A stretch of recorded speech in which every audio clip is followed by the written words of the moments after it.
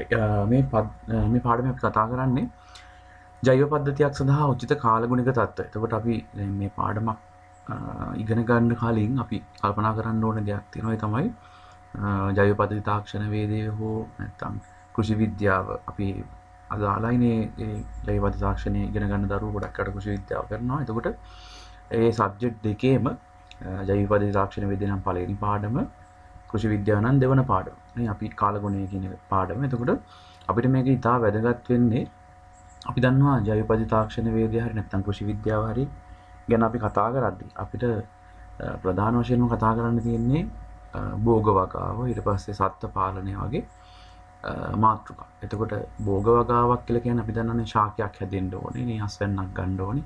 එතකොට ඒකේ අස්වැන්න උපරිමයකට යන්න අපිට ගහක් හැදෙන්න කාලගුණික තත්ත්ව කියනම බලපාන.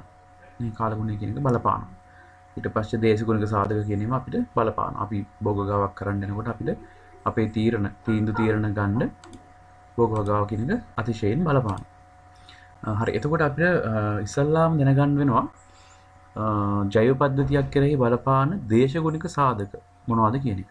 එතකොට අපිට මේක යටතේ අනුමාත්‍රිකා කීපයක්ම තියෙනවා කතා කරගෙන යන්න. අපි මේකෙදි ගොඩාක්ම කතා කරන්නේ මේ එක එක දේශගුණික සාධක වලින් අපේ භෝග වගාව හරි නැත්නම් සත්ත්ව පාලනයක් හරි කරනකොට ඒකට තියෙන හොඳ බලපෑම. ඒ කියන්නේ හිතකර බලපෑම, ඊට පස්සේ නරක බලපෑම.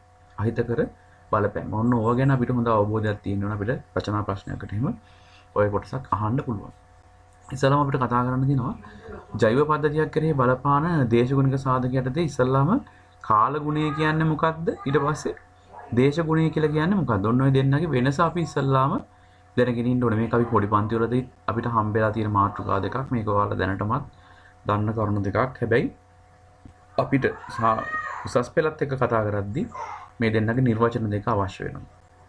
ඒතර මම මෙතනින් දාන්නම් ඔයාලට කාලගුණය කියන එකේ highlight වෙන්න ඕනේ වැදගත්ම වචනේ තමයි යම් ප්‍රදේශයක නිශ්චිත මෙන්න මේක. කෙටි කාල සීමාවක් තුල කියන එක. කෙටි කාල සීමාවක් තුල කියන එක. එතකොට ඔයාලට මේ එකම මම දේශගුණය කියන එකෙත් පෙන්නන්නම්. දීර්ඝ කාලයක් තුල යම් ප්‍රදේශයක කාලගුණික දත්ත අධ්‍යයනය කරමින් දීර්ඝ කාලයක් කියන එක.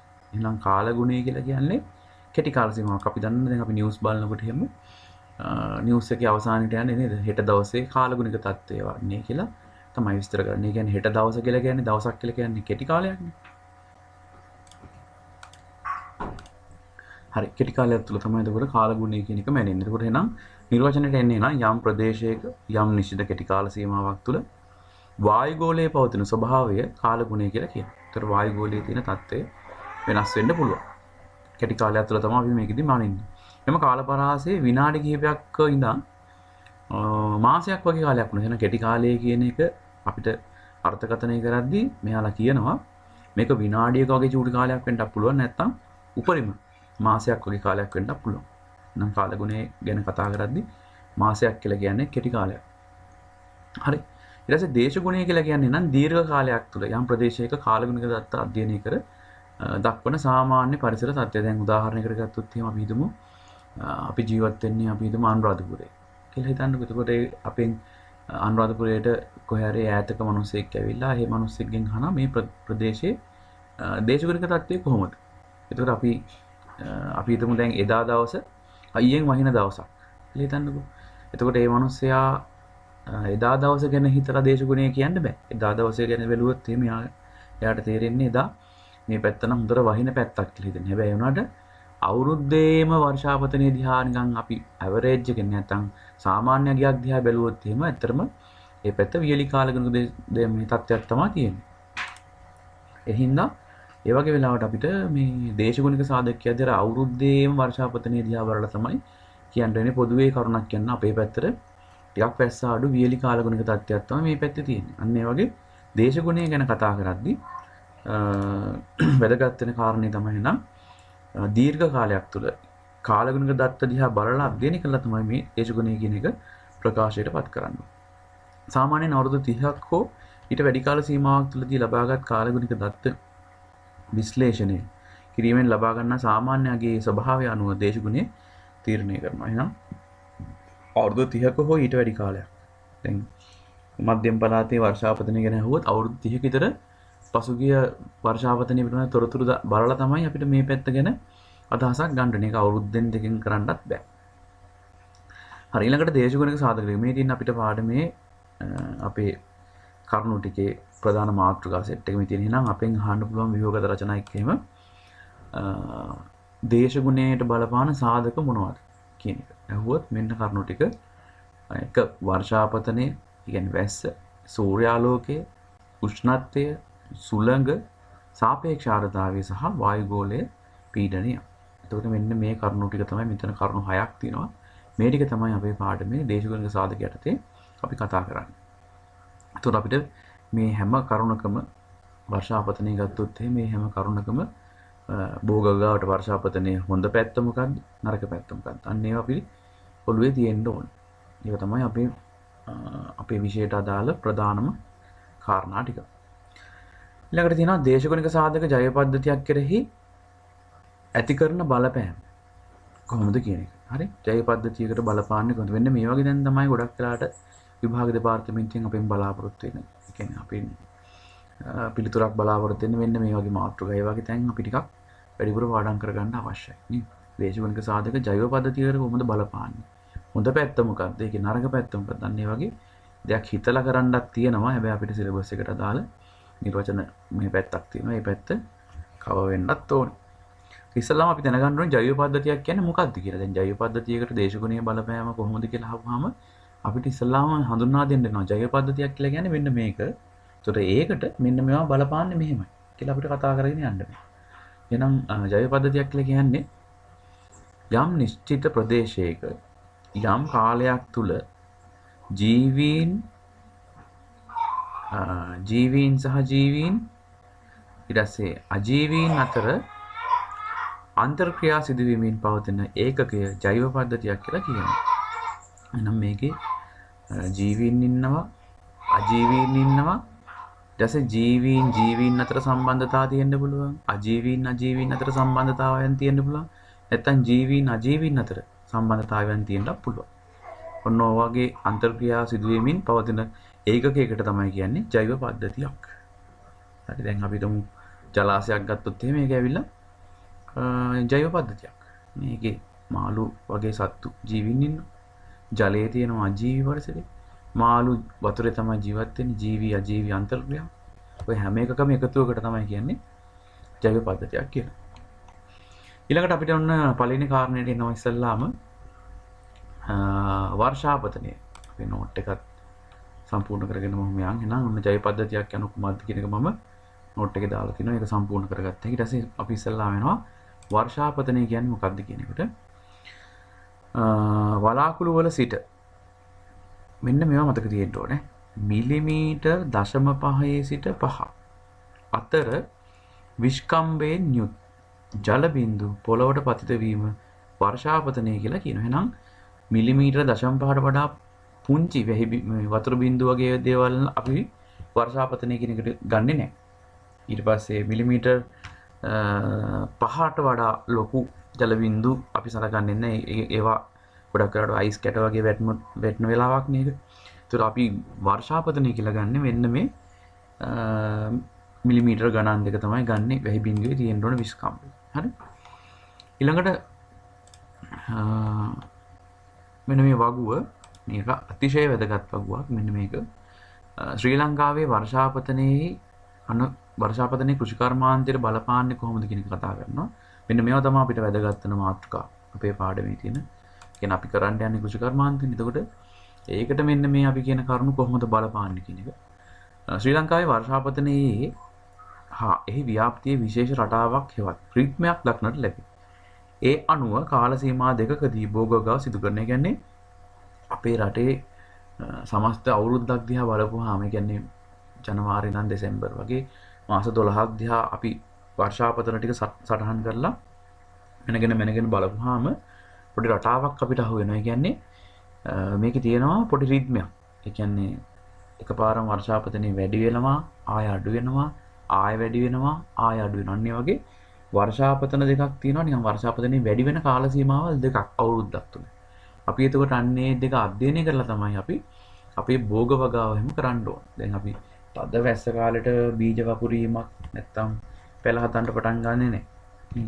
අපිට පුළුවන් බීම් සැකසීමක් හරි මොනවා හරි දෙයක් කරලා වැහි වතුර අර අපේ වගාවට අනුකූල කරගෙන අපිට වගාව යෙදෙන්න පුළුවන්. එහෙම වුණොත් තමයි අපිට අපේ භෝග වගාව සාර්ථක කරගන්න පුළුවන්. නැත්තම් වැස්සෙන්ම විනාශ වෙලා යන්න පුළුවන් භෝග වගාව.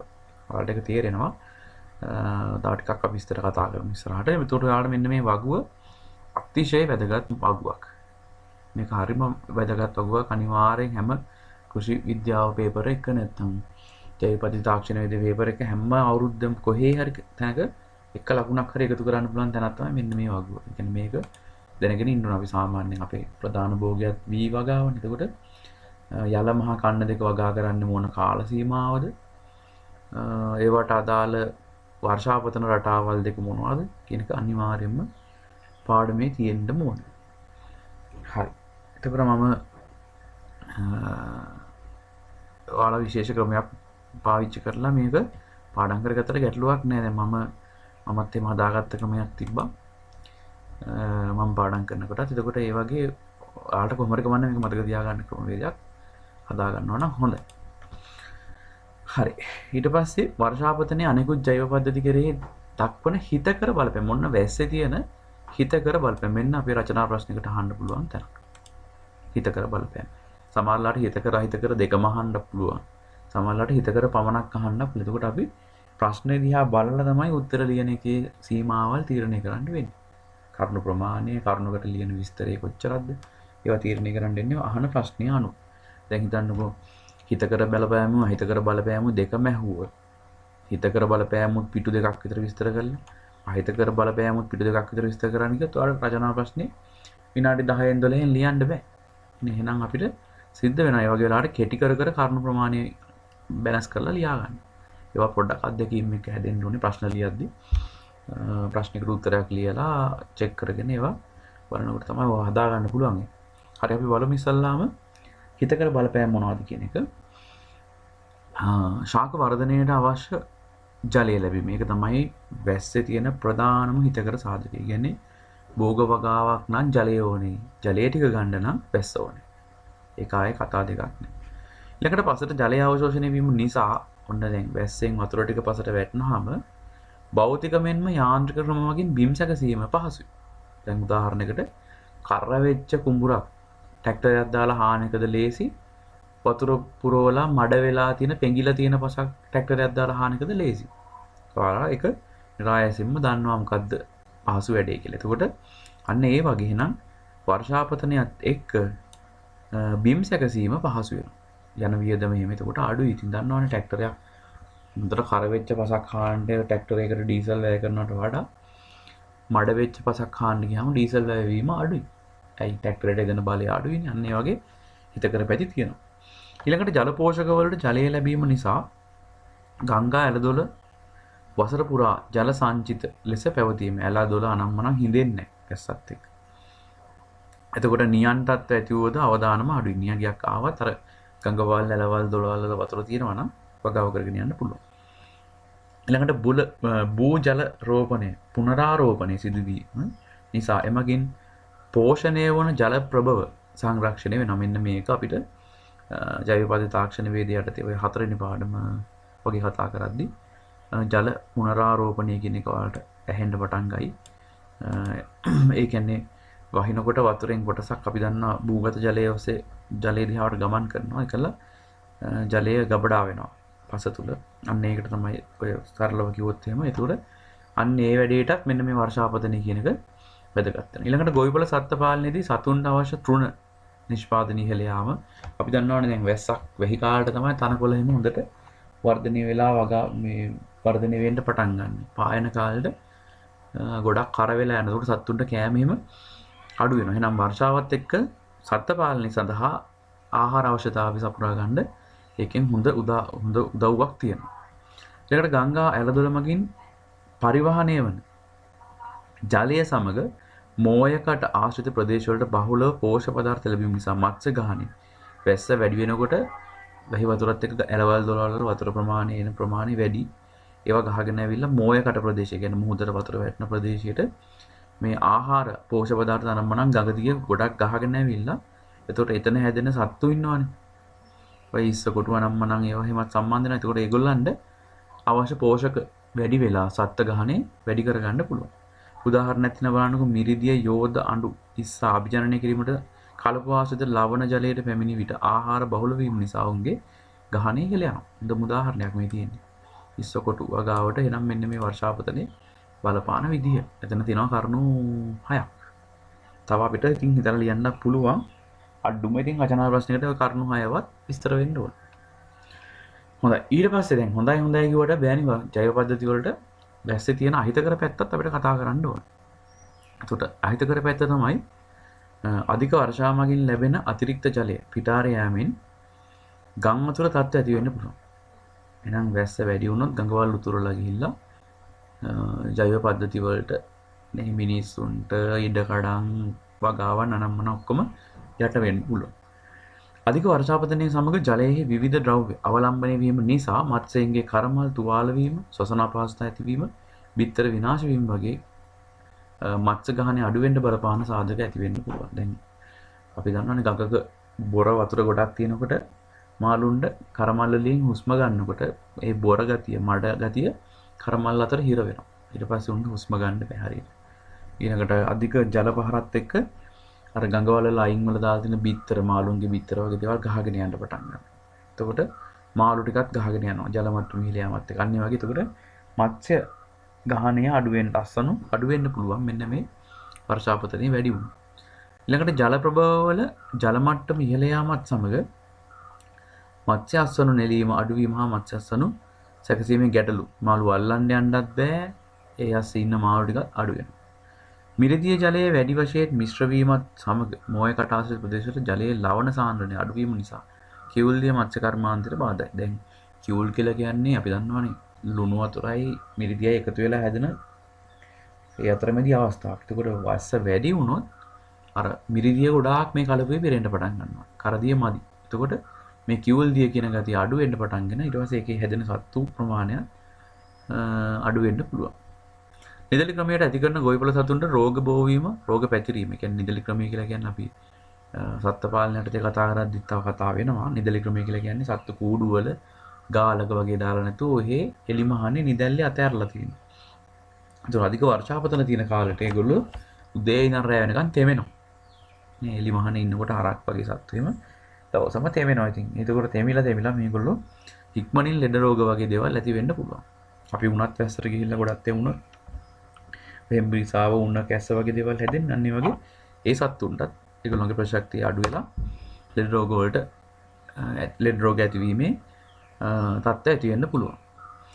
ඊළඟට අපදාවයක් සමග එකතු වී එන රොන් මඩ ජලාශවල පතුලේ තැන්පත් වීම සහ ජලාශවල ධාරිතාව අඩුයි. මේක කඳුකර ප්‍රදේශවල අපි දන්නවනේ දැකලා තියෙනවා හයියෙන් වහිනකොට ගංගාවල් ඔක්කොම බොර පාටයි. ඒ කියන්නේ මේ බොර කියලා කියන්නේ පස් නේද? කඳුකර ප්‍රදේශයේ තියෙන පස් ටික තමයි මේ හොදගෙන යන්නේ පල්ලෙහාට. ගිහිල්ලා ඒ තියෙන ජලාශවල තැන්පත් වෙන්න පටන් ගන්නවා. ඊට පස්සේ ජලාශයක අල්ලන වතුර ප්‍රමාණයවත් අල්ලන්නේ ජලයේ කියන්නේ ධාරිතාවය. ජලාශවල තියෙන ධාරිතාවය එන්න අඩු වෙනවා. වතුර පුරව ගන්න දින ප්‍රමාණය පස් පිරෙනවා. ඊළඟට ජලජ පරිසර පද්ධති වලට ගොවිබිම් හා කර්මාන්ත වලින් බැහැර කරන රසායන ද්‍රව්‍ය හා කාබනික ද්‍රව්‍ය අධික ලෙස එකතු වී සුපෝෂිත තත්ත්ව සුපෝෂණය කියන අපිට පස්සේ කතා කරන්නත් තියෙනවා. නැත්තම් සාමාන්‍යයෙන් අපි හැමෝම සාමාන්‍ය පෙළ විභාගයේ විද්‍යා විෂය ඉගෙන ගන්න දරුවෝනේ. එතකොට මේ සුපෝෂණය කියන එක අපි ඔය 11 වසරේ අවසාන විද්‍යා පාඩමේ ජෛව ගෝලය කියන පාඩමේ ඉගෙන ගන්නවා. මේ සුපෝෂණයට බලපාන පෝෂක වර්ග දෙකක් තියෙනවා. ඔන්න සුපෝෂණය කියන්නේ මොකක්ද කියන එක බලන්න. අභාසක් ඇති දැනට. එතකොට මේ ගොවිබම් වල බිම් වල තියෙන පොහොර හොදගෙන ඇවිල්ලා වතුරේ තැම්පත් වෙලා අර වතුර අපි දැකලා තියෙන බුබුලු දදා නිකන් ගන්ධයක් නිකුත් කරන නිකන් පැහැදිලි නැති වතුරක් ඇති වෙන එක තමයි මේකෙදි වෙන්නේ. ඊළඟට බැරලෝ හා අනෙකුත් විෂ ද්‍රව්‍ය එකතු වීම නිසා ආහාර දාම ඔස්සේ මිනිසාට ශරීරගත වීමෙන් අහිතකර බලපෑම් ඇතිවීම. කියන්නේ බැරලෝහ වගේ දේවල් විෂ වගේ දේවල් මේ වතුරත් එක්ක ගහගෙන ඇවිල්ලා ඊට පස්සේ සත්තුන්ගේ ඇඟට ඇවිල්ලා සත්තුන්ගෙන් මිනිසාට ඇවිල්ලා අපේ ඇඟවල වලට ඒවා එකතු වෙන්න පුළුවන්. එහෙනම් ඔයාලට හිතකර බලපෑම් අහිතකර බලපෑම් මොන්න සම්පූර්ණ කරගන්න පුළුවන් නෝට් එකේ. හරි ඊට පස්සේ එතනින් නතර වෙන්නේ අහිතකර බලපෑම් ගොඩක් තියෙනවා තවනේ. හරි ඊළඟ කරුණ තමයි මතු පිට අපදාවේ වැඩි වීමත් සමග පාංශු ඝාතනය වැඩි වෙනවා. ඊට පස්සේ භෝගහානි නායයන් වගේ දේවල් අපි දන්නවා. මතු පිට පස හොදන් ගියා කියන්නේ පසේ තියෙන සාරවත් බව අඩු වෙන්න පටන් ගන්නවා. ඒතකොට භෝගගාට බලපාන විදියන් ඔයාලට ඒක විස්තර කරන් යන්න බෑ. අන්තර්මෝසම් කාලවලදී ඇති වන අකුණු අනතුරු වගේ. දැන් ඔය වැස් කාලෙත් එක්ක තියෙන ඊළඟ ප්‍රශ්නේ තමයි අකුණු. මේක ගොඩාක්ම ගොවියන්ට බලපාන කාරණයක්. අපි දකිනවා ශ්‍රී ලංකාව වගේ රටවල හැම අවුරුද්දෙම ගොවියෙක් දෙන්නෙක් අකුණු වලින් මිය යනවා. ඒ කියන්නේ යාලා වැස්ස වෙලාවට එක්ක අධික වර්ෂාවත් එක්ක කුඹුරවල තනියම නේ කුඹුරු මැදේ ඉඳගෙන වැඩ කරනවා. ඉතින් ඒගොල්ලෝ වැස්සට වැඩ නවත්තන්නේ නැහැ. ඉතින් ওই අවස්ථාවල අකුණු අනතුරු වලට ලක් වෙන්න තියෙන එකට ගොඩාක් වැඩි මේක ගොවියෝ විතරක් නෙවෙයි ඕනම කෙනෙක්ට මේ හානිය තියෙනවා. ඊළඟට පාංශු පෝෂක සේරියාම නිසා පසේ නිෂ්පාදක ශක්තිය අඩු වෙලා පස නිසර වෙනවා. මම කලිනුත් කිව්වා. ඒකට ගස්වල අස්සන්නට නැත්නම් නිෂ්පාදන හැකියාවට ඍජුවම බලපෑම් ඇති කරනවා. පස හොදන්නකොට දිවා කාලයේ මුලින්ම වර්ෂා පැවතීම නිසා ආලෝක තීව්‍රතාවය අඩු වෙනවා. අපි දන්නවනේ වෙයි දවසට අවුව වැටීමක් වෙන්නේ නැහැ. එතකොට භෝගවල ප්‍රභා සංශ්ලේෂණ ක්‍රියාවලියට ඒක බලපාලා ගහකින් එන්න තියෙන අස්වැන්නේ ප්‍රමාණය ගොඩක් අඩු වෙන්න පුළුවන්. එන අවුව තිබ්බොත් තමයි ඇත්තටම හොඳ අස්වැන්නක් ගන්න පුළුවන්.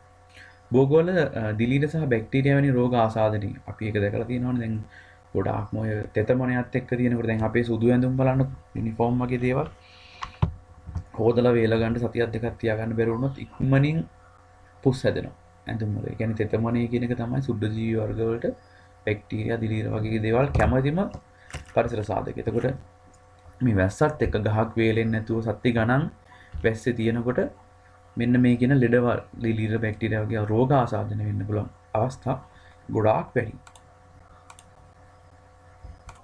හරි.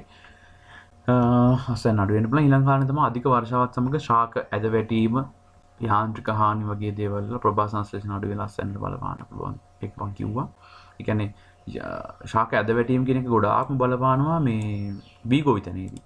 ගොයන් ගහ හරහා වැටෙනාම හරි කරදරයි. ඊට පස්සේ ගහේ කඳත් කැඩෙනවා. ඊට පස්සේ අස්වැන්න එලන්න ගියාම ඒක හරිම කරදරයක්. කියන මැෂින් එකක් එම මේ කුඹරට දාන්න බෑ. ගස් ටික හරහා වැටුණාට පස්සේ මැෂින් එකකින් එහෙම කපන්න බෑ. ඉතින් ඒ වගේ වෙලාවට අතින් තමයි මිනිස්සු දාලා කපන්න ඕනේ. එතකොට මේ ගොයන් කැපීමක් කිම කරද්දි ඒ වගේ ගොඩාක් අපහසුතාව වලට ඇති වෙනවා මෙන්න මේ ගස් ඇද වැටීම කියන එක. ඊළඟට පරාග සේදී යාම මගින් පරාගන අඩු වෙන්න පුළුවන්. අධික වර්ෂාවත් එක්ක අපි දන්නවනේ තද්ද වැස්සට මල්වල තියෙන පරාගය හේදෙනවා. එහෙම වුණොත් එහෙම පරාගනයක් උනේ නැහැ කියන්නේ. ඉතින් ආය ඵලයක් හැදෙන්නේ නැහැ. අස්වැන්නක් නැහැ. අස්වැන්න නෙලන කාල සීමාවදී වෙන වර්ෂාව නිසා පසුවස්වන හානිය මේක ගොඩාක්ම බලපානවා මේ ඔය තක්කාලි වගේ භෝග වලට වී ගොවිතැනේදී ගොයන් කපන වෙලාවට අධික වැස්සකට අහු වුණොත් ගොයන් ටික ඔක්කොම ඉවරයි මේ වී ටික. සවුත් වෙන්න පුළුවන්. තක්කාලි වගේ වට වැස්ස වැඩි වුණොත් එහෙම තක්කාලි කෙරි පුපුරලා ඒ වගේ රසය අඩු වෙලා ඒ වගේ ගොඩාක් ප්‍රශ්න වලට මුහුණ දෙන්න වෙනවා.